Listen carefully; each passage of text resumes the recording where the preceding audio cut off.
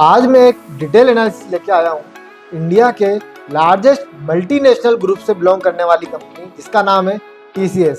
जी हाँ, TCS India के सबसे बड़े मल्टीनेशनल ग्रुप जो बिलोंग करता है टाटा ग्रुप उससे बिलोंग करती है। TCS के बारे में पहले मैं आपको ओवरव्यू बता देता हूँ। TCS एक IT इनेबल्ड सर्विसेज में काम करती है जो IT के काफ़ी सारे बिजनेस प्लेटफॉर्म्स पे वर्किंग करता है। आज की डेट में TCS को अप्रोक्सीमेट 56 ईयर से ज़्यादा हो चुका है और इसके अंदर 6 लाख से भी ज़्यादा एम्प्लॉयज हैं और 54 कंट्रीज़ में टाटा ग्रुप की कंपनी TCS अभी वर्किंग कर रही है।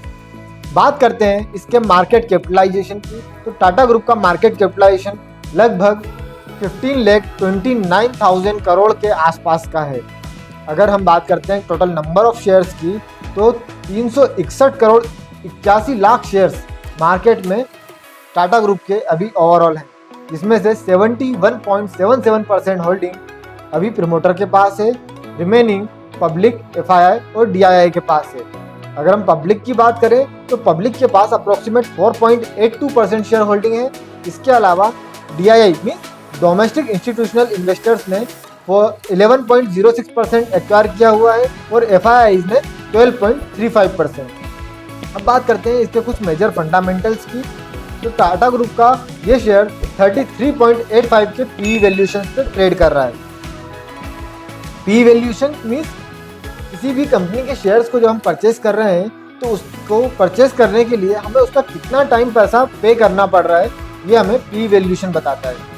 अगर मैं PB की बात करूँ प्रॉफिट तो इसका PB चल रहा है 18.23% और डिविडेंड यील्ड है 1.72% की। कंपनी की मार्केट बुक वैल्यू की बात करूं मैं तो 231.88 की इसकी मार्केट बुक वैल्यू है। बुक वैल्यू इसकी इतनी कम है और शेयर प्राइस जो है वो अप्रोक्सीमेट 4,230 रुपीज़ के आसपास ट्रेड कर रहा है। जनरली ये सर्विस सेक्टर की कंपनी है, तो शेयर सर्विस सेक्टर की कंपनीज में इनका मेन एसेट इनका एम्प्लॉय बेस होता है, तो यहाँ पर आपको बुक वैल्यू हमेशा कम देखने को ही मिलेगी। कंपनी के पास अप्रोक्सीमेट 6,500 करोड़ के आसपास का कैश फ्लो है और जीरो डेट कंपनी है। कंपनी के पास कोई भी डेट नहीं है। अगर मैं EPS की बात करूं तो करंट EPS 124.90 का है जो आपको कंपनी पर शेयर पे अर्न करके देती है। सेल्स ग्रोथ करंट ईयर की 6.31% है और रिटर्न ऑन इक्विटी 59.60% जो बहुत अच्छा है और प्रॉफिट ग्रोथ भी 11.39% के आसपास आ रही है। मैं पिछले कुछ सालों का अगर प्रॉफिट ग्रोथ और सेल्स ग्रोथ की बात करूं तो पिछले 5 सालों में एवरेज 7.7% की प्रॉफिट ग्रोथ है कंपनी की और सेल्स ग्रोथ पिछले 5 सालों में एवरेज 10.44% के आसपास है। वहीं रिटर्न ऑन इक्विटी की बात करें तो पिछले 5 साल का एवरेज रिटर्न ऑन इक्विटी 49.58% के आसपास है, तो काफ़ी अच्छा माना जाता है। इसके अलावा कंपनी के कुछ मेजर प्रोज एंड कॉन्स की बात कर लेते हैं। मुझे इस कंपनी में 4 बहुत इंपॉर्टेंट चीज़ें लगी जो इस कंपनी को बहुत अच्छा बनाता है इन्वेस्टमेंट करने के लिए, अपने पोर्टफोलियो में शामिल करने के लिए। सबसे फर्स्ट है कंपनी डेट फ्री कंपनी है, इसके अंदर कोई भी डेट नहीं है। तो जनरली जो डेट फ्री कंपनी होती है उनके पास ज़्यादा लायबिलिटीज नहीं होती और इनका सर्वाइवल रेट काफ़ी अच्छा होता है।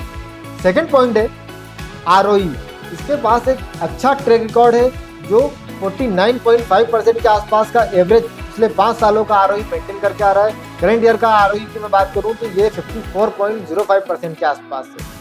थर्ड इंपॉर्टेंट पॉइंट जो है वो है कंपनी का effective cash conversion ratio.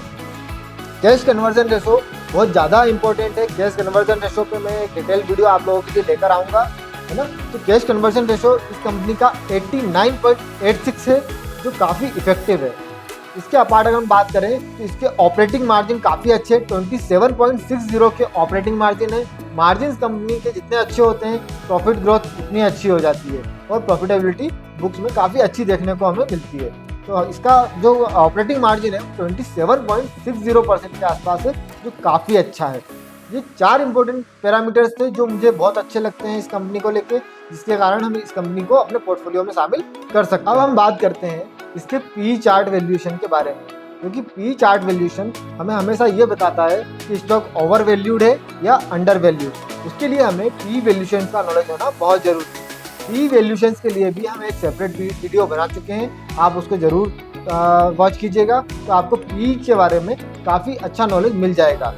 Generally मैंने जैसे TCS के बारे में आपको बताया कि इसका पी वैल्यूशन 33.85 के आसपास चल रहा है।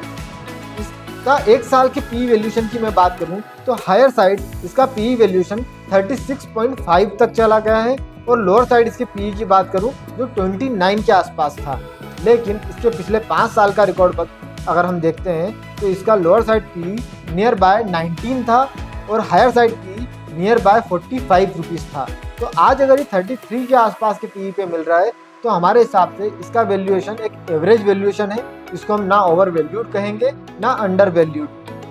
इस स्टॉक में इन्वेस्टमेंट किया जा सकता है और आगे आने वाले समय में ये 4200 रुपीज़ का स्टॉक अप्रोक्सीमेट 6000 to 6500 के टारगेट्स बहुत ही कम समय में देखने को इसमें अचीव होते हुए देखने को मिल सकते हैं। अब हम बात करने वाले हैं डिविडेंड और बोनस की। तो डिविडेंड सबसे पहले देख लेते हैं। इस कंपनी ने करंट ईयर में ही 3 बार डिविडेंड दे चुकी है। जनवरी 19 में कंपनी 18 रुपीज़ पर शेयर का डिविडेंड दे चुकी है।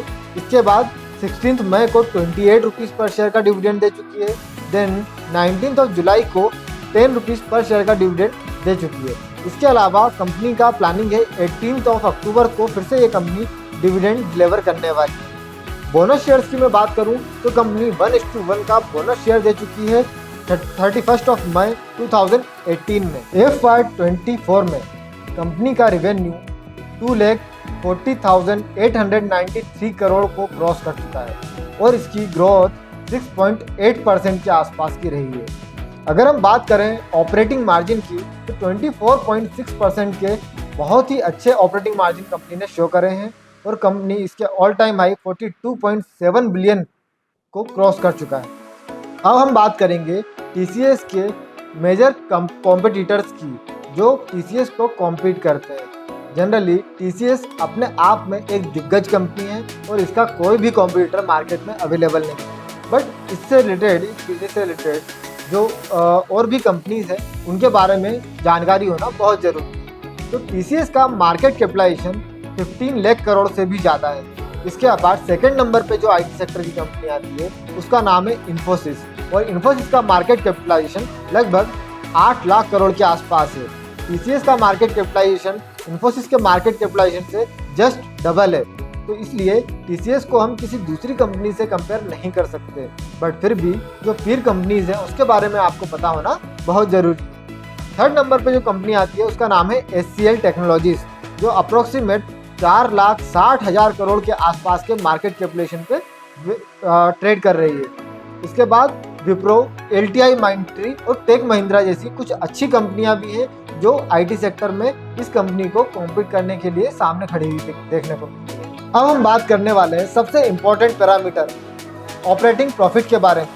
पिछले 5 सालों का ऑपरेटिंग प्रॉफिट एक बहुत अच्छे ग्रोथ को देखते हुए ग्रोथ को शो करता है, जिसमें सन 2020 का ऑपरेटिंग प्रॉफिट था अप्रोक्सीमेट 38,580 करोड़ के आसपास। 2021 में ये बढ़कर हो गया था 42,481 करोड़। FY22 में 48,453 करोड़ एंड 23 में 54.237 करोड़ और FY24 में सबसे हाईएस्ट 311 करोड़ के आसपास का ऑपरेटिंग प्रॉफिट देखने को मिला है। भाई ऑपरेटिंग मार्जिन्स की बात कर लेते हैं तो FY20 में ऑपरेटिंग मार्जिन थे 24.6%, वहीं 21 में 25.9%, 22 में भी 25.3% के आसपास रहे, 2023 में 24.1% एंड 2024 में 24.6% के आसपास के ऑपरेटिंग मार्जिन हमें देखने को मिले। अब हम बात कर लेते हैं पिछले 5 साल के रेवेन्यू ट्रेंड्स के बारे में। तो सन 2020 में कंपनी का रेवेन्यू था 15,06,949 करोड़ के आसपास, जो FY21 में बढ़कर हो गया था 16,04,177 करोड़ के आसपास का। कंटिन्यूसली इसमें रेवेन्यू ग्रोथ देखने को मिली।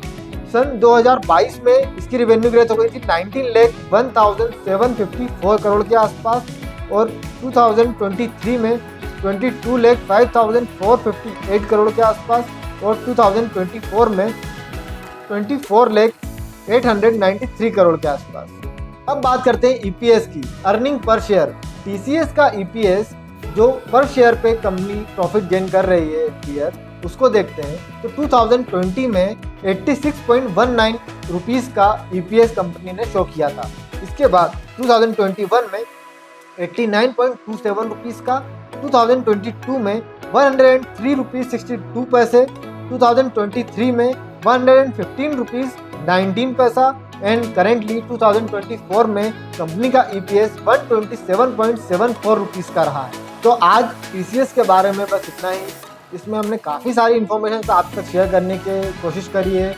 इसके अपार्ट भी टीसीएस के बारे में एक डिटेल रिसर्च एनालिसिस हमारे पास है। अगर आप इसको भी जानना चाहते हैं तो हमें कमेंट करके ज़रूर बताइएगा। इसका और भी डिटेल में हम पूरा कंप्लीट वीडियो लेके आएंगे, इसके एक एक पार्ट को आपको एक्सप्लेन करेंगे। तो फिर मिलते हैं नेक्स्ट वीडियो में किसी नेक्स्ट कंपनी के बारे में, जिसके बारे में हम कंप्लीट एनालिसिस आपके सामने लेके आएंगे। किस तरीके से रिसर्च होती है, किस तरीके से एनालिसिस किया जाता है और किस तरीके के स्टॉक्स हमें अपने पोर्टफोलियो में शामिल करना चाहिए। तो इसके लिए बने रहें हमारे चैनल पे। अभी तक अगर आपने लाइक शेयर और सब्सक्राइब नहीं किया है तो इसको लाइक शेयर और सब्सक्राइब जरूर कर लीजिएगा, ताकि आगे आने वाले हमारे इस तरीके के इन्फॉर्मेटिव वीडियोस आप तक समय पर मिलते रहें।